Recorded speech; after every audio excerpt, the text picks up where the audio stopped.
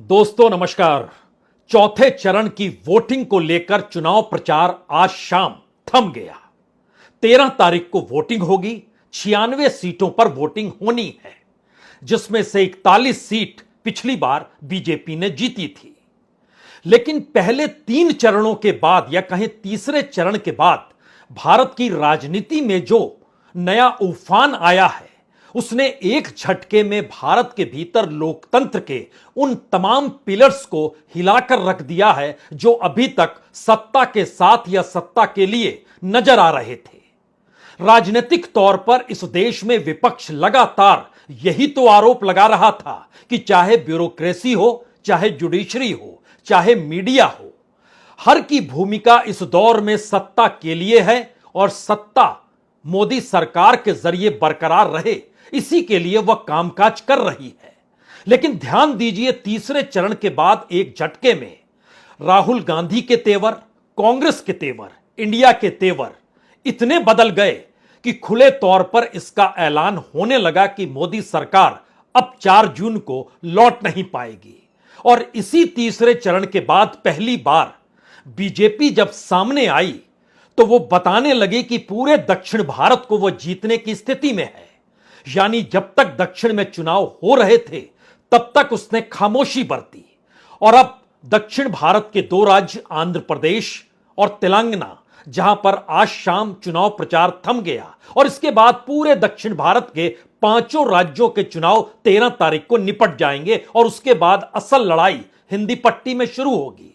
यानी तीसरे चरण के बाद इस देश के भीतर जो परसेप्शन विपक्ष बना रहा था, इंडिया गठबंधन बना रहा था, राहुल गांधी बना रहे थे, उसके ठीक समानांतर एक बड़ी लकीर आज देश के गृह मंत्री, बीजेपी के नेता अमित शाह ने खींचने की कोशिश की। अपने तौर पर प्रधानमंत्री नरेंद्र मोदी ने आज 3 रैलियों में 400 पार का नारा दोबारा देने की कोशिश की। यानी परसेप्शन इस देश में क्या यह बन चुका है कि 4 जून को मोदी सत्ता जा रही है, और उस परसेप्शन को लेकर इस देश की नौकरशाही, इस देश की मीडिया और इस देश की जुडिशरी भी बदल गई है, और इसी का असर फैसलों पर पड़ने लगा है क्या? यह सवाल इसलिए महत्वपूर्ण है क्योंकि आज शुरुआत अलग अलग हिस्सों में जरा करने की जरूरत है। अरविंद केजरीवाल की रिहाई को लेकर सुप्रीम कोर्ट में जो अर्जी डाली गई, वो अर्जी इस बात को लेकर थी कि ईडी ने गिरफ्तारी जो की है वो पूरे तरीके से गलत है। सुप्रीम कोर्ट ने इसे नहीं माना। उसके बाद उस अर्जी में कुछ संशोधन किया गया और उसमें लिखा गया कि अंतरिम जमानत चाहते हैं एक राज्य के मुख्यमंत्री हैं वो। सुप्रीम कोर्ट ने इससे भी इनकार कर दिया कि किसी राज्य के मुख्यमंत्री होने भर से रिहाई नहीं हो सकती है। तब यह सवाल आया कि आखिर में लोकतंत्र और चुनाव उसमें जोड़ा जाए, और सुप्रीम कोर्ट ने बहस के बीच में ही इस मुद्दे को बड़ा कर दिया कि अगर किसी देश में लोकतंत्र के मातहत चुनाव हो रहे हैं और चुनाव के बीच में अगर कोई मुख्यमंत्री जेल में है तो फिर जनता उनसे रूबरू कैसे होगी। और उसके बाद यह सवाल बड़ा होने लगा कि आखिर दिल्ली के मुख्यमंत्री चुनाव प्रचार के लिए बाहर क्यों नहीं जाएंगे, जबकि 5 बरस में एक बार ही चुनाव होते हैं। और ध्यान दीजिए, जब तीसरे चरण की वोटिंग 7 तारीख को हो रही थी, यानी 7 मई को जब हो रही थी, उसी दिन सुनवाई सुप्रीम कोर्ट में हो रही थी, और पहली बार सुप्रीम कोर्ट ने इसको अभूतपूर्व बनाया और बताया भी कि दरअसल ऐसा संभव होता नहीं है कि किसी राज्य का मुख्यमंत्री चुनाव के वक्त जेल में हो जो पर आरोप लगे हुए हो, साबित नहीं हुए हो। यानी गिरफ्तारी गलत है, इससे बात निकलते निकलते लोकतंत्र चुनाव और चुनाव प्रचार पर आकर टिक गई। और उसके बाद दिल्ली के मुख्यमंत्री की रिहाई सिर्फ एक प्रचारक के तौर पर हुई। यानी वह चुनाव प्रचार अगले 21 दिनों तक कर सकते हैं, लेकिन इस दौर में मुख्यमंत्री कार्यालय में नहीं बैठेंगे, किसी भी फाइल पर साइन नहीं करेंगे, यानी बतौर मुख्यमंत्री वह कोई काम नहीं करेंगे सिवाय अरविंद केजरीवाल एक पार्टी के नेता हैं, और चूंकि वो राज्य के मुख्यमंत्री और नेता हैं तो उनसे रूबरू जनता को होना चाहिए, तो इसीलिए उनकी रिहाई की जा रही है।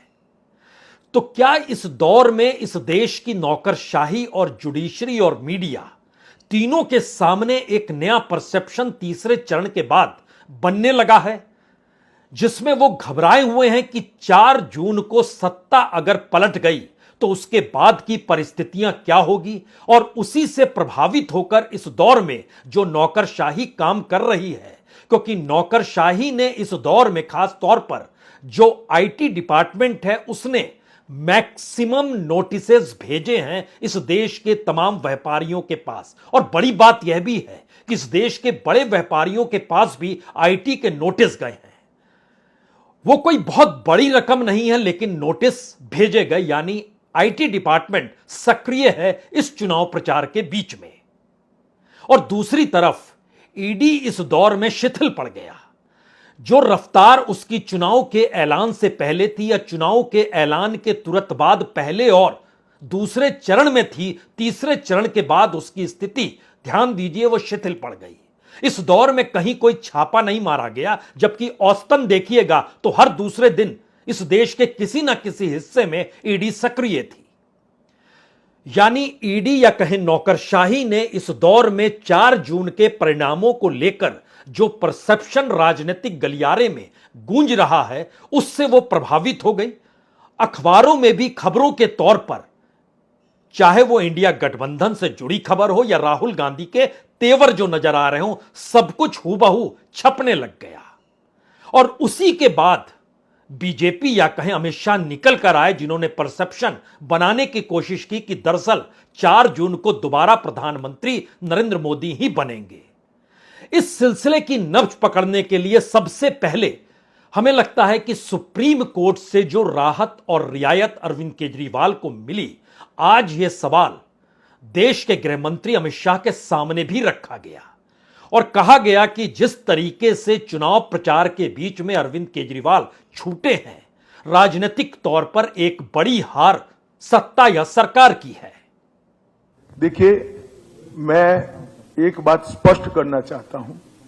एक इंटरिम बेल सुप्रीम कोर्ट ने सिर्फ और सिर्फ चुनाव प्रचार के लिए इनको दिया है।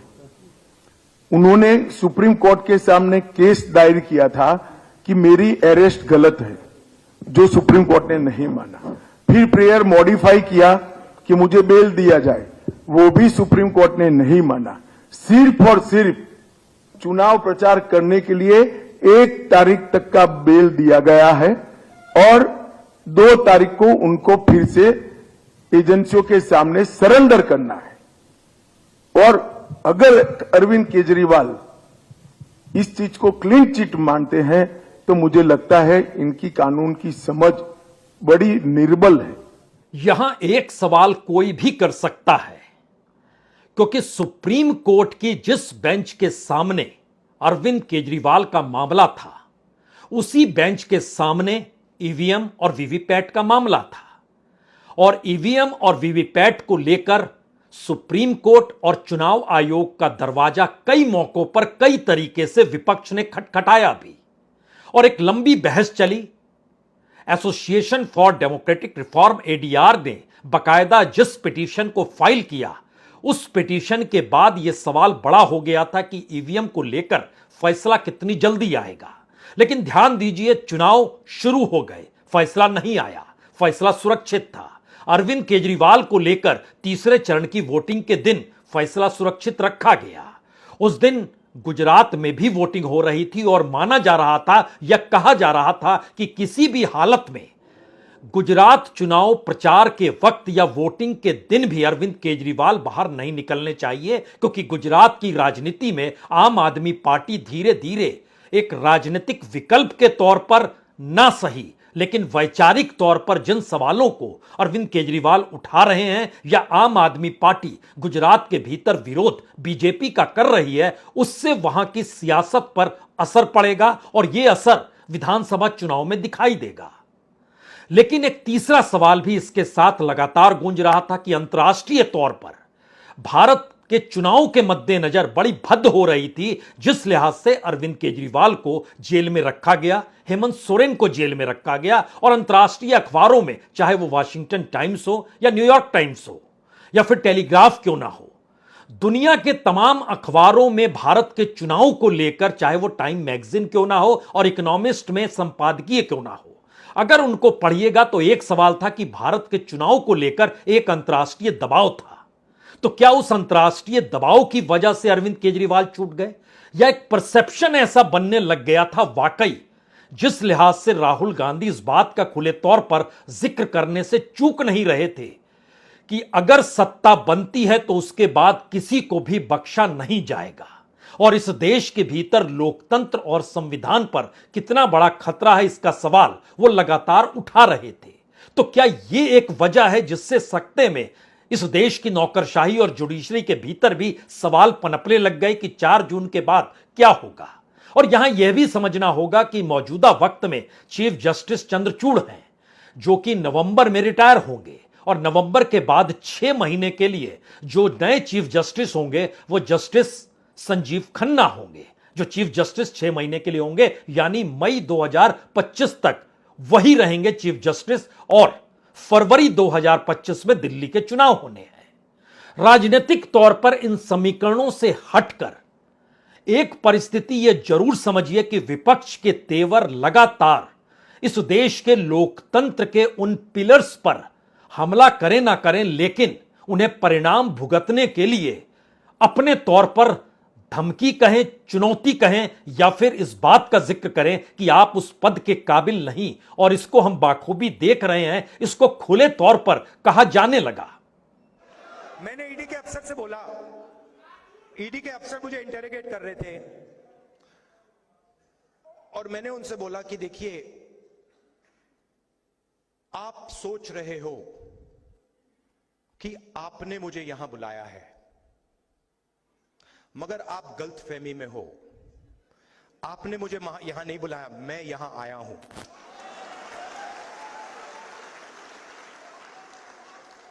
और आप जानते हो मैं यहां क्यों आया हूं? कहते हैं नहीं, मैं यहां इसलिए आया हूं क्योंकि मैं देखना चाहता हूं हिंदुस्तान के लोकतंत्र की हत्या कौन लोग कर रहे हैं।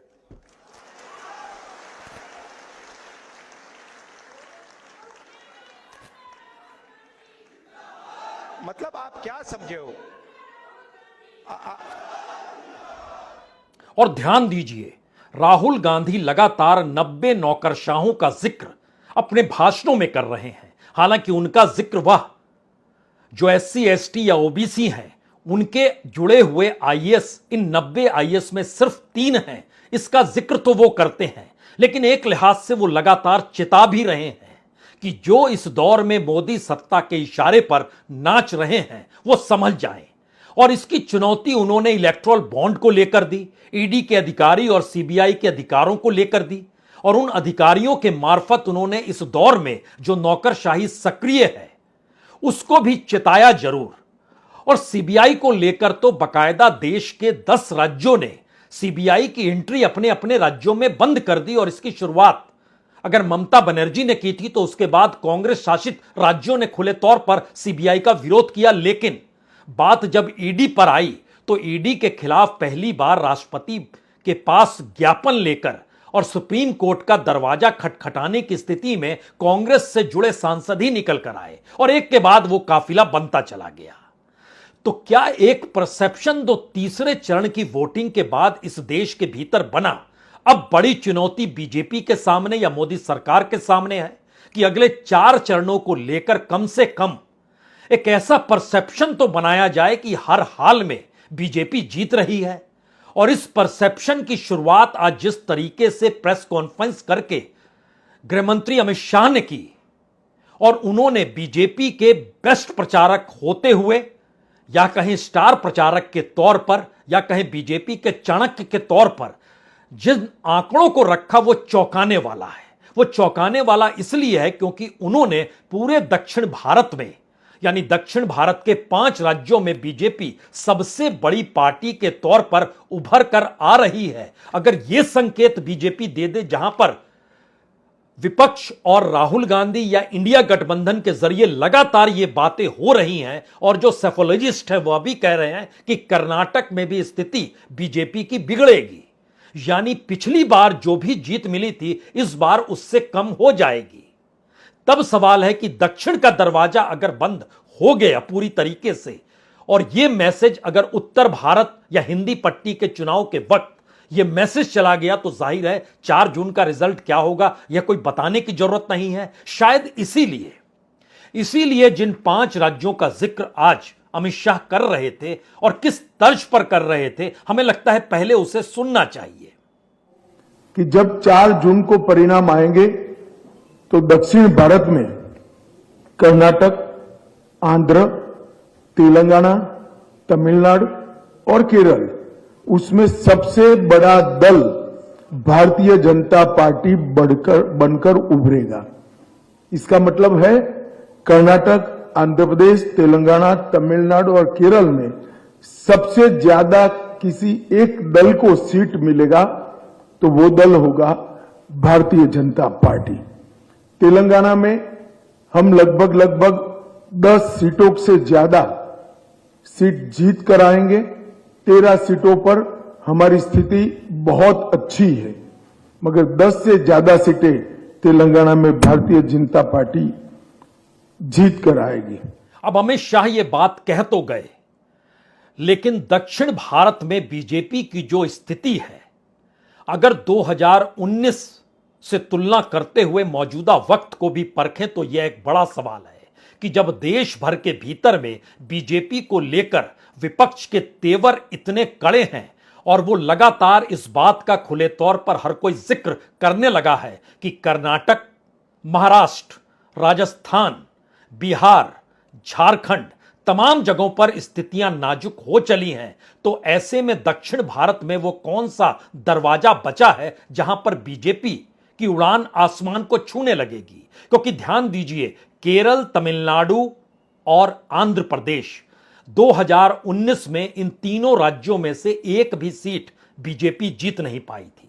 सिर्फ कर्नाटक में उसने कमाल किया था कि 28 में से 25 सीटें वो जीत गई थी और तेलंगाना की 17 में से 4 सीटें वो जीती थी।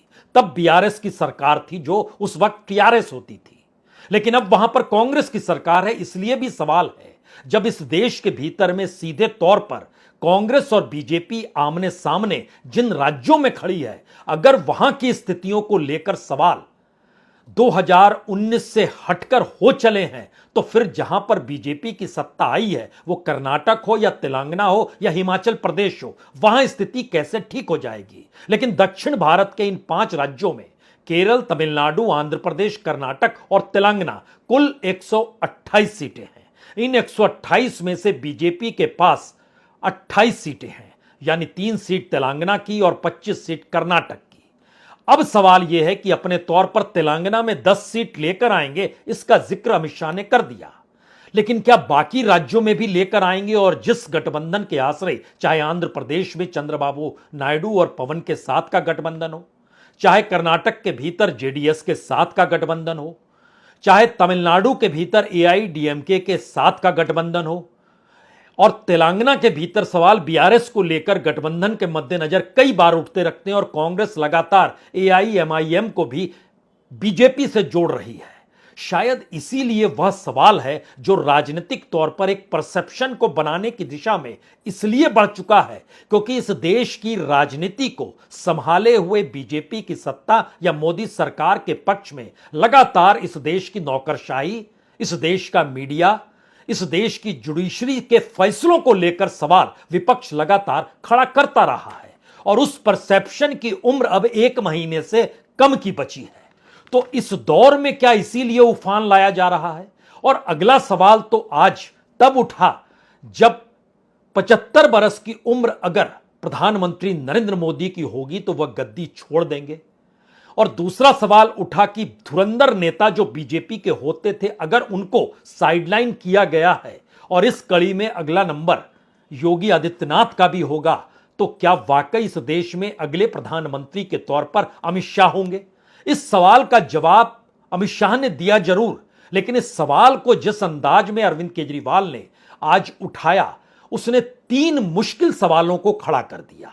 पहला सवाल तो यह है, क्या वाकई अरविंद केजरीवाल अभी भी ये मान रहे हैं, हालांकि उन्होंने कहा ऐसा होगा नहीं कि सत्ता में दोबारा वो आ जाएं, लेकिन बावजूद इसके उन्होंने जो लकीर खींची उसमें बीजेपी का चुनाव जीतना, प्रधानमंत्री के कौन बनेगा इसको लेकर बीजेपी से सवाल पूछना, और इन परिस्थितियों के भीतर जो पूरी यात्रा शुरू हुई राजनीतिक तौर पर जेल से निकलने के बाद, उसकी शुरुआत हनुमान मंदिर से शुरू होती है। यानी जिस आम आदमी पार्टी ने जन लोकपाल की लड़ाई से इस देश के करप्शन को लेकर सवालों को शुरू किया था और राजनीतिक तौर पर जिन्हें निशाने पर लिया था, और उस राजनीति को साधने और आगे बढ़ाने के लिए जो राजनीति उस वक्त चल रही थी, क्या वो एक नई भूमिका और नई परिभाषा के साथ मौजूदा वक्त में फिर से मौजूद हो गई है, जो एक नए परसेप्शन को बनाना चाहती है?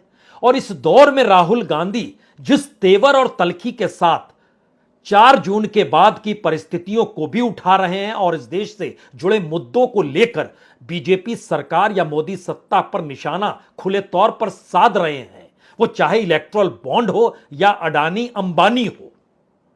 जब खुले तौर पर इतने तीखे स्वर राहुल गांधी के हैं, तो क्या अरविंद केजरीवाल की रिहाई के साथ एक झटके में पूरे मीडिया, पूरी नौकरशाही, पूरी जुडिशरी की नजर उस परसेप्शन की दिशा में चली गई जहां निगाहों में अरविंद केजरीवाल आ जाए और इंडिया गठबंधन के भीतर 2 ध्रुव नजर आने लगे?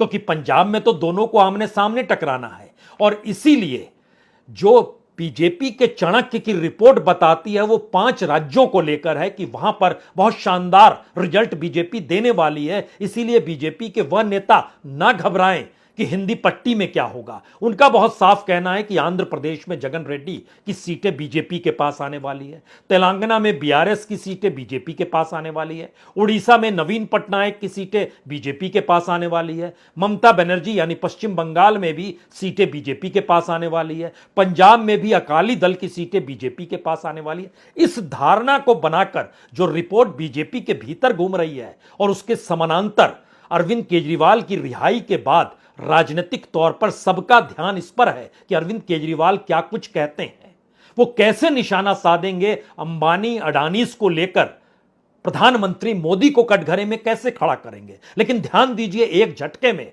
उन्होंने सवाल बिल्कुल नए सिरे से मथ दिया, और उस सवाल का सिरा उन्होंने अमित शाह के हाथ में थमा दिया, यह कहते हुए कि अगले प्रधानमंत्री अमित शाह होंगे।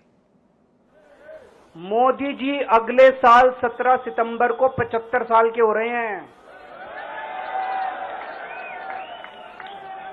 बीजेपी के अंदर मोदी जी ने 2014 में मोदी जी ने खुद ने रूल बनाया था कि बीजेपी के अंदर जो भी 75 साल का होगा उसको रिटायर कर दिया जाएगा। सबसे पहले आडवाणी जी को रिटायर किया गया, उसके बाद मुरली मनोहर जोशी जी को रिटायर किया गया, फिर सुमित्रा महाजन को रिटायर किया गया, फिर यशवंत सिन्हा को रिटायर किया गया। अगर इनकी सरकार बनी तो पहले अगले 2 महीने में योगी जी को निपटाएंगे ये, और उसके बाद मोदी जी के सबसे खास अमित शाह को ये प्रधानमंत्री बनाएंगे। तो मैं लोगों को, देश के लोगों को आगाह करना चाहता हूं, मोदी जी अपने लिए वोट नहीं मांग रहे, मोदी जी अमित शाह को प्रधानमंत्री बनाने के लिए वोट मांग रहे हैं। मैं पूछना चाहता हूं मोदी जी से और अमित शाह जी से, ये मोदी की गारंटी पूरी कौन करेगा? क्या अमित शाह मोदी की गारंटी पूरी करेंगे? मैं अरविंद केजरीवाल एंड कंपनी और पूरे इंडिया अलायंस को कहना चाहता हूं, मोदी जी 75 साल के हो जाए, इससे आपको आनंदित होने की जरूरत नहीं है। ये भारतीय जनता पार्टी के संविधान में कहीं नहीं लिखा है। मोदी जी ही ये टर्म पूरी करेंगे और मोदी जी ही आगे देश का नेतृत्व करते रहेंगे। इसमें भारतीय जनता पार्टी में कोई कंफ्यूजन नहीं है। ये कंफ्यूजन खड़ा करना चाहिए। अमित शाह जाहिर है केजरीवाल ने सवाल उठाया और जवाब देने में कोई देरी अमित शाह ने नहीं की। लेकिन मौजूदा वक्त का सच क्या है? मौजूदा वक्त में तो देश के प्रधानमंत्री नरेंद्र मोदी से ताकतवर कोई नहीं है, और राजनीतिक तौर पर किन बातों को कैसे कहना है, और देश के सबसे 2 बड़े कॉरपोरेट जिनकी पहचान अंतर्राष्ट्रीय तौर पर है और दुनिया के रईसों में उनकी शुमारी होती है, अंबानी और अडानी। लेकिन जिस तर्ज पर प्रधानमंत्री मोदी ने अपने भाषण में अंबानी और अडानी का जिक्र किया, उन्होंने एक झटके में बतला दिया कि इस देश के भीतर में संस्था चलाने की हर परिस्थितियां उनकी मुट्ठी में है। और इन बातों को तानाशाही के तर्ज पर विपक्ष उठा रहा है, इससे कोई इनकार करेगा नहीं। लेकिन अगर देश के दो ताकतवर कॉरपोरेट जिनकी पहचान अंतर्राष्ट्रीय तौर पर है, उनका कोई महत्व देश के प्रधानमंत्री के सामने बिल्कुल नहीं है, और सार्वजनिक तौर पर रैलियों में अगर प्रधानमंत्री इसका जिक्र करते हैं और जिस अंदाज में और टेम्पो से जोड़कर और ब्लैक मनी से जोड़कर जो उन्होंने अपनी बातों को रखा, उसने एक संदेश उसके जरिए उन तमाम नौकरशाहों को दिया क्या? इस देश की नौकरशाही या ब्यूरोक्रेसी को वो संदेश देना चाहते हैं, या इस देश की जुडिशरी के सामने भी वह संदेश गया क्या? इस देश की मीडिया के सामने भी यह संदेश गया क्या, या फिर यह दांव उल्टा पड़ गया? इन दो परिस्थितियों के भीतर अरविंद केजरीवाल की रिहाई के बाद भारत की राजनीति में इंडिया गठबंधन, राहुल गांधी का चुनाव प्रचार करना और इस देश के भीतर में जो वोटरों का मन है वो अगर मोदी के अल्टरनेटिव के तौर पर राहुल गांधी को देख रहा है, तो उसकी लॉयल्टी से ज्यादा उसका परसेप्शन है कि ये शायद परिस्थिति को बदल सकते हैं। तो जो मोदी की धारा या मोदी के गवर्नेंस को सही नहीं मानते हैं, वो एक झटके में राहुल की विचारधारा के साथ आकर खड़े हो गए हैं। लेकिन ऐसा कोई नहीं कह सकता है कि वो लॉयल है, वो अल्टरनेटिव देख रहे हैं, और अल्टरनेटिव कोई भी बनेगा तो उसके पीछे वो खड़े हो जाएंगे। वो ममता बनर्जी बन जाए, वो अरविंद केजरीवाल बन जाए, वो XYZ कोई भी बन जाए। और ऐसे में अगर इंडिया गठबंधन के भीतर दो ध्रुव निकलकर आते हैं, तो सवाल यह नहीं कि कौन किधर शिफ्ट होगा, सवाल यह होगा कि राजनीतिक तौर पर वोट बटेंगे। और ध्यान दीजिए, बीजेपी की समूची राजनीति इस दौर में अपने आप को मजबूत करने से कहीं ज्यादा विपक्ष को तोड़ने को लेकर रही है। वो चाहे महाराष्ट्र को देखिए, चाहे अलग अलग तरीके से, और हिमाचल तक को क्यों ना देख लीजिए, हर जगह उसने विपक्ष को कमजोर किया। एक एक नेताओं को ही नहीं बल्कि प्रवक्ताओं तक को साथ लाकर खड़ा करना चाहा, जिससे मैसेज यही जाए कि विपक्ष कमजोर है या इस दौर में हर कोई बीजेपी के साथ जुड़ना चाहता है। तो सियासत की इस मोटी लकीर को जो नरेंद्र मोदी ने अपने गवर्नेंस के आसरे इस देश में खींची है, क्या उसी लकीर पर इस देश के भीतर में फैसले हो रहे हैं? और एक तरफ परसेप्शन का असर है और दूसरी तरफ गवर्नेंस और उसकी ताकत का असर है। इन दो परिस्थितियों को खामोशी से समझिए और सोचिए जरूर। और सोचते और समझते वक्त आने वाले एक हफ्ते के भीतर चुनाव प्रचार के तौर तरीकों में मीडिया के सामने लाइमलाइट में कौन रहता है, इसे भी जरा समझ लीजिएगा। और क्या इस देश के मुद्दे कहीं शिफ्ट तो नहीं हो जाएंगे या शिफ्ट हो तो नहीं रहे हैं? पारखी नजर इस पर भी रखिएगा, हम भी रखेंगे। बहुत बहुत शुक्रिया, बहुत बहुत शुक्रिया।